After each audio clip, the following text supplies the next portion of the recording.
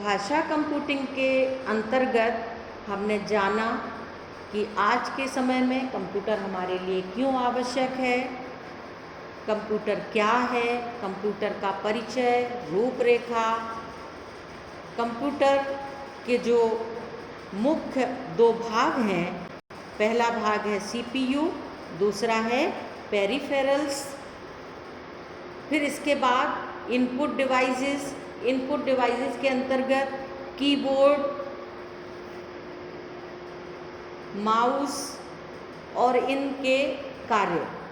Output devices में monitor के अंतर्गत हमने देखा कि मोनोक्रोम क्या है, ग्रे स्केल क्या है, रंगीन मॉनिटर क्या है। फिर इसके बाद मॉनिटर के बाद प्रिंटर पर हम आए, हमने प्रिंटर को जाना कि प्रिंटर पर हम कैसे काम करते हैं। कंप्यूटर चूँकि स्मृति क्षमता संपन्न है, इसकी उच्च गति होती है, इसमें विश्वसनीयता है, यह स्वचालित है, निर्णय क्षमता कृत्रिम बुद्धि के कारण कंप्यूटर में हाई लेवल पर है। इसलिए हमने जाना कि कंप्यूटर के सही प्रयोग से हम कागज़ की खपत में कमी ला सकते हैं और पर्यावरण संरक्षण में भी मदद मिल सकती है। अब हम आते हैं वर्ड प्रोसेसिंग पर। वर्ड प्रोसेसिंग माने शब्द संसाधन। कंप्यूटर द्वारा शब्दों को व्यवस्थित करने की जो प्रक्रिया है उसको हम शब्द संसाधन कहते हैं। पाठ्यों की प्रस्तुति में, पुस्तक प्रकाशन में यह प्रक्रिया उपयुक्त है। जब हमें कोई मैटर लिखना होता है, पुस्तक तैयार करनी होती है, लेख लिखना होता है, तो उसके लिए शब्द संसाधन की आवश्यकता होती है। शब्द संसाधक के रूप में कंप्यूटर एक साधारण टाइप मशीन की तरह ही कार्य करता है, परंतु इससे सीधे कागज पर टाइप करने के स्थान पर हम क्या करते हैं, इलेक्ट्रॉनिक मेमोरी में पहले संग्रहित कर लेते हैं। फिर उसके बाद जहाँ कहीं संशोधन की गुंजाइश होती है तो हम संशोधित करते हैं और फिर इस तरह से शब्द संसाधक वर्ड प्रोसेसर इसी कार्य विशेष के लिए बनाया गया कंप्यूटर का प्रोग्राम है, जिसका प्रमुख उद्देश्य है टाइपिंग संबंधी कार्य को सरलतापूर्वक संपन्न करना। इसकी सहायता से टाइपिंग बहुत आसानी से की जा सकती है।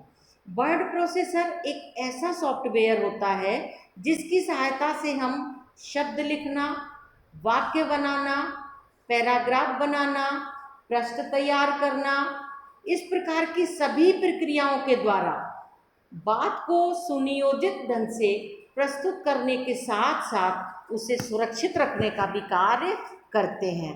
अपने हाथ में पेंसिल या कलम की सहायता से की गई प्रक्रिया मानवीय शब्द प्रक्रिया कहलाती है, परंतु ये ही क्रियाएं जब हम कंप्यूटर की सहायता से करते हैं तो इसे हम इलेक्ट्रॉनिक वर्ड प्रोसेसिंग कहते हैं। अब वर्ड प्रोसेसिंग हमें डॉक्यूमेंट्री बनाने, डाटा को इलेक्ट्रॉनिकली डिस्क में सुरक्षित रखने, स्क्रीन या मॉनिटर पर प्रदर्शित करने, सुधारने, कीबोर्ड से अक्षरों को टाइप करने, प्रिंटर के द्वारा प्रिंट निकालने के सारे काम हम वर्ड प्रोसेसिंग के अंतर्गत करते हैं या शब्द संसाधन के अंतर्गत करते हैं। यदि हम छपे हुए दस्तावेज को प्रिंट आउट निकाल लेते हैं तो इसको क्या कहते हैं, हार्ड कॉपी कहते हैं। तो शब्द संसाधक को शब्द संशोधक या टेक्स्ट एडिटर भी कहा जाता है। अब इसके बाद शब्द संसाधक और भी प्रयोगता सुलभ कई सुविधाएं हमको प्रदान करता है, जैसे वर्ड रैप करना, पृष्ठ की फॉर्मेटिंग करना, टेक्स्ट की फॉर्मेटिंग करने के बाद आकार बदलना, रेखांकित करना, बोल्ड करना, रंगीन बनाना, आड़ा तिरछा, उसको कई तरह से हम डिजाइन कर सकते हैं, और कट पेस्ट करना, मेल मर्ज करना, स्पेलिंग और व्याकरण की जांच करना, शब्दकोश का प्रयोग करना, ये सारी चीज़ें हम वर्ड प्रोसेसिंग के अंतर्गत जानते हैं। इन समस्त कार्यों के लिए वर्ड प्रोसेसर एक वरदान से कम नहीं है। यह सूचनाओं के संग्रह, पुनः प्राप्ति की आधुनिक प्रणाली है। इसमें एक समय में 1,50,000 सूचनाएं एकत्रित करके तीव्रता से सूचना को आवश्यकतानुसार फिर से प्राप्त किया जा सकता है। तो ये आज हमने देखा कि वर्ड प्रोसेसिंग के बारे में हमने जाना। हिंदी में इसको संगणक कहते हैं। सब लोग संगणक बोला करो, जिससे इस शब्द का प्रचलन जैसे हम लोग प्रयोग करेंगे बढ़ेगा। तो अब हम अंग्रेजी शब्द कंप्यूटर ना कह के संगणक के रूप में जानने लगेंगे। तो संगणक स्वचालित इलेक्ट्रॉनिक मशीन है जो तीव्र गति से कार्य करती है। अंग्रेजी में इसे कंप्यूटर कहते हैं और जो कंप्यूट से बनी है, जिसका अर्थ होता है गणना करना। वर्तमान युग में कंप्यूटर का प्रयोग मानव जीवन हेतु महत्वपूर्ण होता जा रहा है। हम हर बार कंप्यूटर की महत्ता को बार बार रिपीट करते हैं। जीवन से जुड़े प्रत्येक क्षेत्र में आज इसकी उपयोगिता स्वयं सिद्ध है। ऑक्सफोर्ड डिक्शनरी के अनुसार कंप्यूटर एक स्वचालित इलेक्ट्रॉनिक मशीन है जो अनेक तर्कपूर्ण गणनाओं के लिए प्रयुक्त होती है। ये परिभाषा आपको याद होनी चाहिए, ठीक है। इस प्रकार कंप्यूटर यूजर और सॉफ्टवेयर के साथ मिलकर एक प्रणाली के रूप में कार्य करता है, जिसे कंप्यूटर प्रणाली या कंप्यूटर सिस्टम कहते हैं। इस प्रणाली में प्रायः सिस्टम, यूनिट, कीबोर्ड, माउस और प्रिंटर का उपयोग होता है। ये भाग परस्पर जुड़े रहते हैं। कौन कौन से? सिस्टम यूनिट, कीबोर्ड, माउस और प्रिंटर। ये चारों एक दूसरे से जुड़े रहते हैं। संपूर्ण कंप्यूटर हार्डवेयर को मुख्य रूप से दो भागों में वर्गीकृत किया जा सकता है। पहला है सीपीयू और दूसरा है पेरिफेरल्स।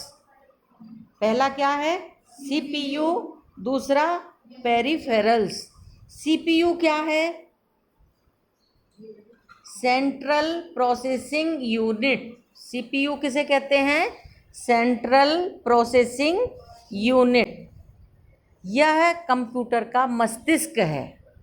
यह प्रोग्रामों को क्रियान्वित करता है। साथ ही यह कंप्यूटर के अन्य भागों जैसे मेमोरी, इनपुट, आउटपुट डिवाइसेस के कार्यों को भी नियंत्रित करता है। समझ में आया?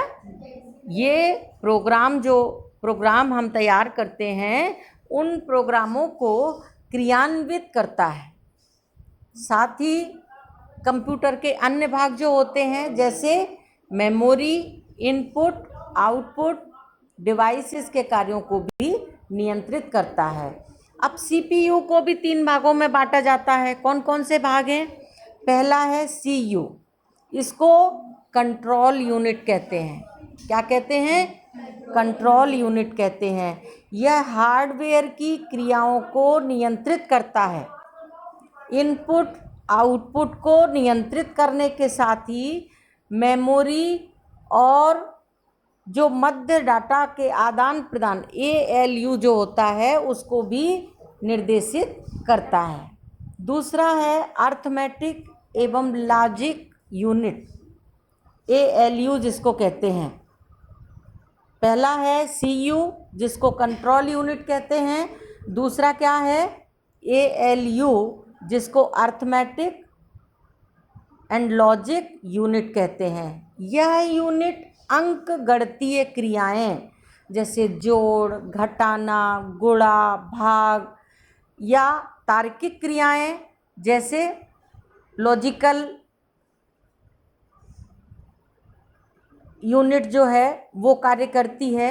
और तीव्र गति के कारण यह लगभग 10 लाख गणनाएं प्रति सेकेंड की गति से कर सकती है। फिर तीसरा है मेमोरी। सीपीयू का तीसरा भाग होता है मेमोरी। यह कंप्यूटर का कार्यकारी संग्रह है। इसको हम वर्किंग स्टोरेज भी कहते हैं। यह सबसे महत्वपूर्ण भाग है कंप्यूटर का, जहां डाटा, सूचना, प्रोग्राम आदि स्थित रहते हैं और आवश्यकता पड़ने पर तत्काल उपलब्ध होते हैं। कंप्यूटर की मेमोरी दो प्रकार की होती है, पहली रैम और दूसरी रोम। रैम इसे अस्थायी मेमोरी कहते हैं और रोम को स्थायी मेमोरी कहते हैं। तो इस तरह से आपने देखा कि कंप्यूटर का जो सीपीयू है उसके कितने भाग होते हैं। ठीक है, अब कंप्यूटर के जो मुख्य दो भाग होते हैं, सीपीयू और पेरिफेरल्स, तो हमने जाना। अब पेरिफेरल्स क्या है? इनपुट, आउटपुट और सेकेंडरी स्टोरेज को पेरिफेरल्स कहा जाता है। ये जो तीन चीज़ें होती हैं, इनपुट, आउटपुट और सेकेंडरी स्टोरेज। अब इसके भी तीन भाग होते हैं। इसके तीन भाग कौन कौन से होते हैं? इनपुट यूनिट बाहरी दुनिया के डाटा व निर्देशों को कंप्यूटर के विभिन्न आंतरिक भागों में पहुंचाता है। इसमें कीबोर्ड का प्रयोग आवश्यक रूप से किया जाता है। दूसरा है आउटपुट यूनिट।